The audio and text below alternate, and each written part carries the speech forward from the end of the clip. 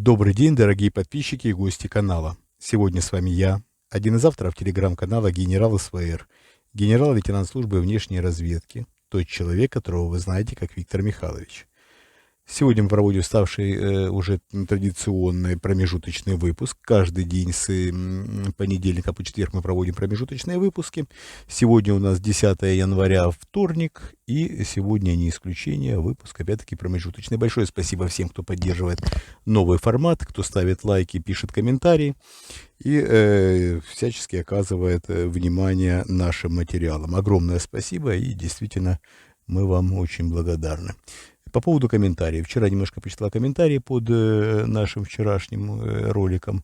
На меня обрушились с критикой по поводу того, что я якобы критикую Артура Смолянинова. Я хочу сказать, что Артура Смолянинова я хвалю.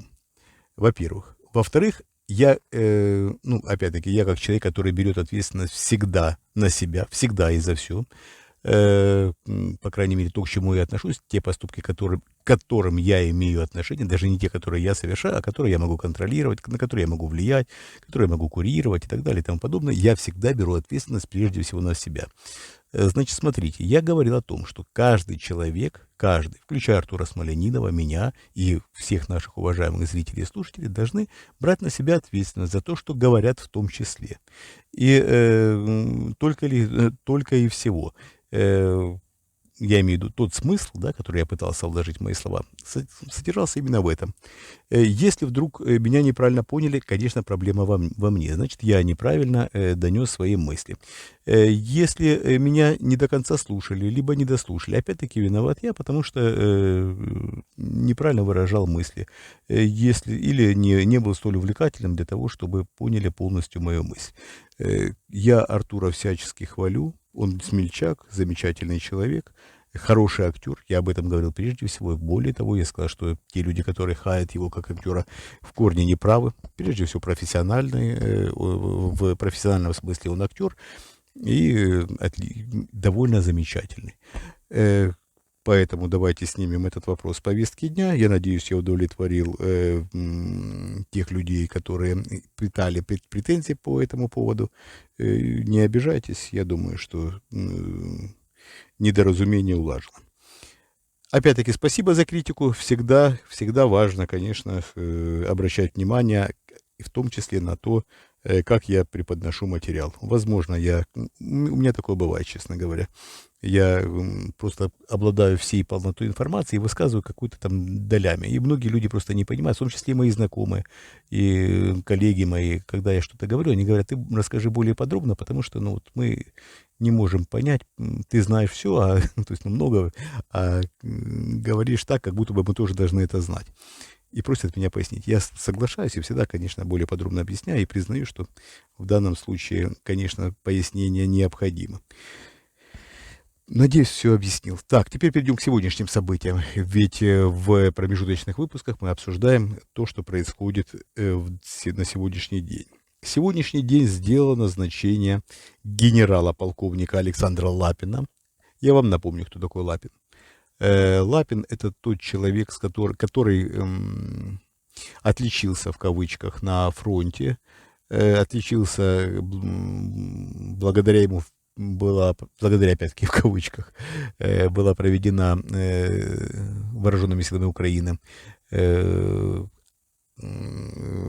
деоккупация Харьковской области. Я, конечно, опять-таки все говорю утрированно и с сарказмом, опять-таки поясняю, чтобы не было ко мне вопросов. Конечно, вооруженные силы Украины накопились, и там, кто бы ни командовал со стороны российских войск, эффект был бы один и тот же. Плюс-минус. Я сейчас говорю с точки зрения, конечно, тех людей, которые критиковали Лапина, которые его разносили в пух и прах, как то Пригожин, Кадыров и же с ними огромное количество лидеров общественного мнения, которые накинулись на него аки коршуны, разносив. И казалось бы, совсем недавно судьба Лапина печальна, он предан забвению. А нет. Путин, именно Путин, еще раз хочу более подробно объяснять, потому что все назначения такого рода проводит Владимир Путин. Именно Владимир Путин лично, не Шойгу, не Герасимов, ни кто-либо в Министерстве обороны или Генштабе, именно Владимир Путин назначил генерал-полковника Александра Лапина начальником штаба сухопутных войск Вооруженных сил Российской Федерации. Он стал ключевой фигурой в зоне АТО. Ну, номинально, да. Фактически, конечно, он особых ролей там играть не будет, но фактически, еще раз подчеркиваю, Путин показал, что Лапин не мертвая лошадь, он такое любит такие маневры. Лапин в СВО, которая проходит на территории Украины, ну, по мнению президента России Владимира Путина. Вы знаете, вот эти аббревиатуры, опять-таки, я довольно часто путаю. В Украине на протяжении 8 лет это называлось, если мне память не изменяет, АТО. И уже по привычке называю то, что происходит АТО. Теперь я по привычке все это называю СВО. Ну, опять-таки утрированно. Так вот, то, что происходит в зоне специальной военной операции, вернее, военной на фронте, конечно, там Лапин не будет иметь никакого влияния, всем будет продолжать дирижировать Владимир Путин. Он у нас теперь самый великий военачальник, в кавычках. И, конечно, задал сегодня этим назначением Путин шум в информационном пространстве. Лапин вернулся. Как Карлсон, да, практически. Если вы обратите внимание на физиономию Лапина, здесь нет никаких сомнений, что, видимо, он какой-то либо близкий родственник Карлсона, либо Карлсона рисовали с него. Правда, говорят, что прототипом Карлсона выступил хороший знакомый Астрид Линдгрен, которая написала Карлсона, был вроде бы прототипом Карлсона Геринг. Не уверен, что это соответствует истине, но такие мифы ходят. Так, немножко рассказали и объяснили. Перейдем к другим темам сегодняшним. Сегодня в схватке как бойцы невидимого фронта столкнулись Сергей Марков, политолог. Многие его не любят, вполне заслуженно. Он эксцентричный парень, зачастую городит полнейшую чушь, но городит полнейшую чушь вполне искренне. По крайней мере, то, что он говорит, он по-своему не лукавит. Еще раз скажу, по-своему. Я не являюсь ни в коем случае симпатиком Сергея Маркова.